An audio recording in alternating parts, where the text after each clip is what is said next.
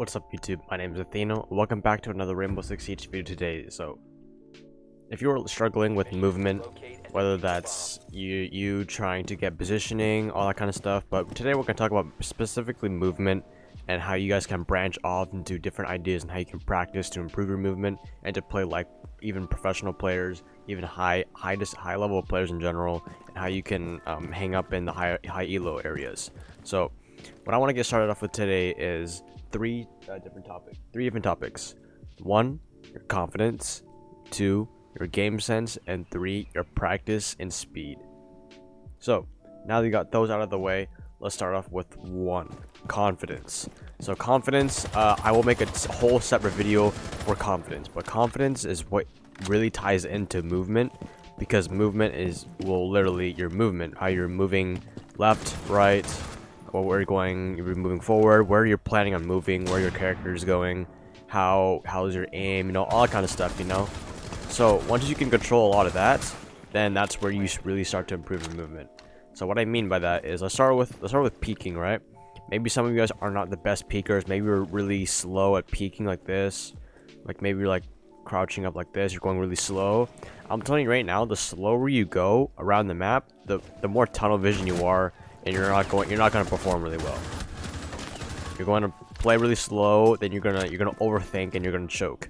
That's why I think a lot of confidence comes in, because if you start playing really slow, then you're gonna start overthinking, and then you're not gonna make the right move. But to have good movement means you make stuff fast and you make it efficient.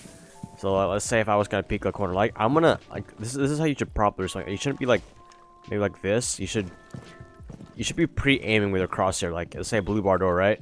Like most of the time you should be droning the area and you should know if something is clear or not. You shouldn't be telling yourself, okay, you shouldn't be double checking, you shouldn't be doubting yourself. Is there somebody here? Oh wait, I have to check every corner again. No, you don't have to do that. There's no reason to, because you already know, in your mind, you already know everything is clear. So I don't want to get too off topic about that, but be confident in your swings, you know. I want you to be pre-aiming stuff, like anything, maybe whether it's, you know, common corners, or maybe just have a good crosshair positioning. I did make a crosshair video earlier. So what you want to be doing most of your time is knowing where the enemies are, like your general area, and where they could be. So that really eliminates a lot of places, and it makes, let's say, like, if you knew somebody was in this corner, right? What would my movement be? Would I be checking like this? If I saw on a drone, that somebody was sitting right here, where that guy's body was, then I would confidently swing like this. I wouldn't be checking scared like this, you know. I wouldn't be doubting, like second chancing, like he made it moved, or like nah. You gotta capitalize on them, you know.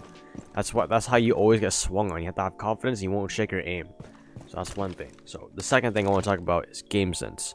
That's where the map knowledge, where common spots are. It really depends on the map too. I think game sense is really very important for movement, because that way you're more fluid in movement and you know where a lot of things are going to be happening. Let's say I open up this door, right? The round just began, right? I open up this door, put my drone in, and I put my drone here, and I hear someone to my right, right? The only places they can be is either in the corner, behind the desk, or in the hallway. Now if I bring my drone over here, I see the guy standing in the middle of that hallway over there, right? So now with game sense, I know he can either push up on me or he can fall back. So normally what I would do, I will hold a tight angle like this and wait for him to peek. Let's say you guys really struggle with pixel peeks like this in front of console. Maybe you might like overextend, you might not like hit your shots, but you know, that's really up to you. It's up to you. I don't know how good you are with your movement. That's why I gotta practice with it. Either I will hold the angle, or I would straight up rush in, sprint in. Don't get scared about blue bar, because most likely you either drone it out or you know nobody's there. So you sprint in and you pre-fire him. You do like this, you know. You don't like creep up on him like that. You swing in, you go, and you capitalize on it. That's what game sense is good, and knowing he could have fell back, or he's gonna move forward at you. you have to be in those situations many times. And if you don't see him in the hallway, either he could be tucked here, or he could be tucked here, or he would have fell back.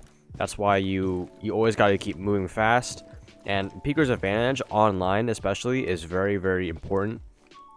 So let's say if I was holding this angle right here, right, and then I was an attacker, right, what would be more efficient? It would be more efficient to go like this and give him a slower and easier target to hit, or should I either I could go like this, I could quick peek him, wall bang him, and then like wait for him to come in through, like kind of try to predict your enemy, or you could just straight up swing and pray fire. You can go it's a lot harder to hit someone when they're moving slow, and you have the online advantage of being a lot faster. So that's when I want to talk about. The last thing is practicing your speed and just in general over and again. So game sense, all these three things tie in together for movement. So I would recommend going to T-Hunt a lot, T-Hunt, and just going around and just doing the same thing over and over again. I think that really helps out with repetitive practice. See, like this guy right here, like practice. I already know there's gonna be more people over here, and then I'm like already pre-aimed, right? It's really simple, guys. You just have to put a lot of time and practice into it, and your movement will get a lot better. Just remember, you have to be confident in yourself, and you can't be double thinking yourself, or else you're going to be off track, and you're not going to be in the advantage. So practice.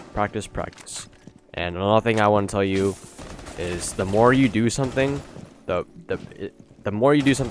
easier things will get, and it'll be Siege is very repetitive, but the way it is repetitive is the way it is played.